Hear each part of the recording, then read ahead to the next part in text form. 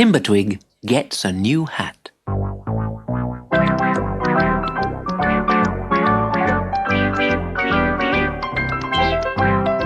Granny Knot was doing her spring cleaning, turning out the cupboards, washing the curtains, and hanging the carpets in the branches of the treehouse. She was down on her knees, scrubbing and dusting and polishing. It was all too noisy for Abigail, the magic spider. She left her little house in Timbertwig's hat and scuttled up to the roof to read her book of spells. The hat was left lying on Timbertwig's bed. Timbertwig was in the bath, and he never wore his hat in the bath. "This horrible old hat," said Granny Knot, and she picked it up between finger and thumb and dropped it on the fire. "Granny!" Timbertwig was standing in the doorway wrapped in a towel. "Granny, what have you done?" "I've burnt that mucky old hat of yours, and about time too." Timbertwig rushed over to the fireplace. "But Abigail! What about Abigail? She lived in my hat. Oh, Granny, how could you?" "Oh dear," said Granny Knot, and she turned a bit pale. "I didn't think, Timbertwig. Oh, I'm ever so sorry." Timbertwig rushed out of doors and climbed up onto the roof of the house. He always went there when he was sad, and he'd never been sadder than today. He was sitting, wedged in between a high branch and the chimney, when a spider crawled down and sat beside him. "Cheer up. You can soon get another hat." "But I can't get another friend like Abigail." "Abigail! You're not burnt to a cinder after all!" Abigail explained about hiding on the roof. Then she began to leaf through her book of spells. "I'm looking up how you can get a new hat. It says here that you have to visit the Mushroom Man in his cave on Hawthorn Hill." So they both climbed down from the roof and went in search of the Mushroom Man. They left Wiggly Wood far behind and reached Hawthorn Hill just as the sun was setting. And there, in the opening of his cave, watching the sunset, was the Mushroom Man. He had the most wonderful hat Timbertwig had ever seen, cream-coloured and made of something like soft as suede, with big orange polka dots all over it. "I like your hat," said Timbertwig. "It keeps the rain off," said the Mushroom Man. "but there's a snag. I can't take mine off like you can." "I'm not wearing a hat now because my granny burnt it when she was spring cleaning," said Timbertwig. "And Abigail's magic book says that you might help me get another one." The last of the daylight faded, and Hawthorn Hill was sunken in darkness. "Oh, I wish I was safe at home in our old hat," Abigail sobbed. It was not like Abigail to cry. "Cheer up," said the Mushroom Man's voice in the dark.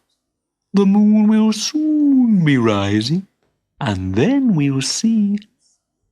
The moon glided up into the sky along with a sprinkling of stars, and the whole of Hawthorn Hill turned a silver white, glittering with dew. "Oh," whispered Timbertwig, "the ground's trembling." One by one, the round white faces of mushrooms and toadstools popped through the ground and began to grow in the moonlight.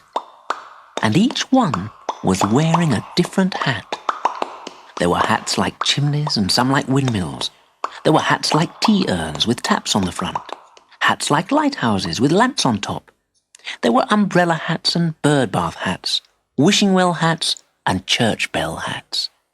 "You choose, Abigail," said Timbertwig. "You're going to have to live inside it."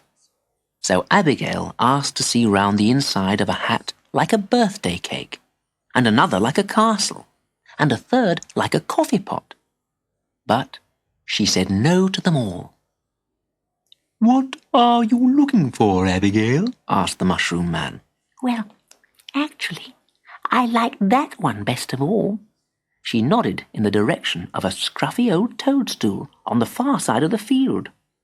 It was wearing a hat exactly like Timbertwig's old one, except that it had a jingle bell on the top. Could you bear to have the same kind of hat, Timbertwig? "I've been looking at that one all along," cried Timbertwig, "but I thought you would want to change." So they chose that hat. The Mushroom Man shook the dew off it, put it on Timbertwig's head, and Abigail climbed inside. They said good night and thank you to the Mushroom Man, but he nodded off to sleep. They were home in Wiggly Wood by dawn. The light was on in the tree house. Granny Knot hadn't been to bed all night. Oh, I couldn't sleep, she told Timbertwig. I kept thinking about that poor spider and the terrible thing I did. And she blew her nose noisily. Then she noticed Timbertwig's hat. Oh, where did you get that?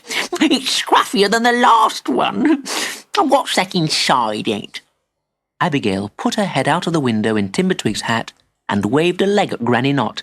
No! It's that dreadful spider! It's a ghost who has come back to haunt me! Oh! The look on Granny Knot's face was so funny that Timbertwig and Abigail started to laugh. It was ages before they could stop laughing for long enough to explain. You naughty boy! You horrible spider! I'll... Now, Granny, said Timbertwig. No more burning of hats. Then Granny Knot remembered how sad she had been after the first hat had been burned. She began to smile, and her smile got broader and broader until she was laughing out loud. And Abigail and Timbertwig laughed as well, and the jingle bell on the top of his new hat tinkled wildly. Everyone in Wiggly Wood heard it and laughed.